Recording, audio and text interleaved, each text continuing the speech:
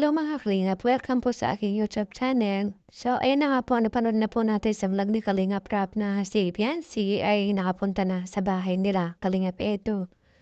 So nakita na nga natin yung pag-entertain sa kanya ng mama ni Kalingap Edo. Grabe, sobrang inaabangan ito ng lahat. Napansin ng lahat na parang may something kay Kalingap Edo. Nakikita nila na seryoso na siya kay Fiancy. Nakikita nila na parang iba na yung nararamdaman niya.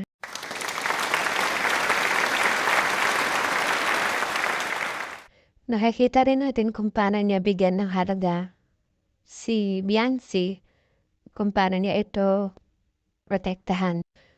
At ito pa guys, kinagiliwan ang mami ni Edo dahil isa rin pala siyang #1 supporters ng EDSI. Grabe, makikita po natin dito yung kanyang kilig sa kanyang anak at sa kanyang soon future daughter-in-law.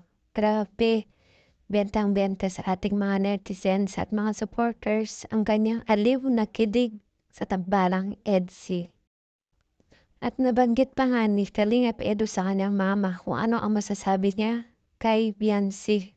Ang sagot naman ng mami ni Kalingap Edo ay mabait, maganda at nasipag nga itong si ating dalaga na si Fiancy. So, ibig sabihin nun, botong-boto po ang ating Mami Ellen kay Fiancy. At ito pa nga guys, nabalitaan din namin ang bulong ng mga parites ng Kalingap. Kung ano ang magsasabi nila sa tambarang EDSI. Panoorin niyo po guys. Ganda talaga ni Fiancy, ha?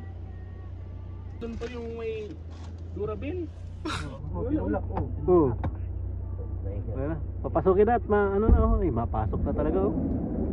Grabe. Napasok ako sa bahay ni Kalingap Edo. Tingnan mo kung nag-bless na. Dami nang naglaabang sa lang kayo ngayon, eh, no? Ay, ayun na, nag-bless na nga. Nakita na. Doon, naka-green si nanay yung nag-bless nga. Ay, sila talaga magkakatuloy rin habang buhay.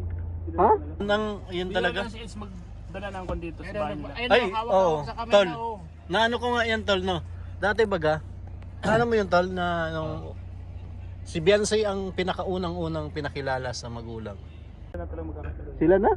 Yun talaga? Si Eds magdala ng kon dito sa bahay nila. Ay, oo. Tol. Naano ko nga yan, tol, no? Dati baga, alam mo yung tol na nung si Fiancy ang pinakaunang-unang pinakilala sa magulang.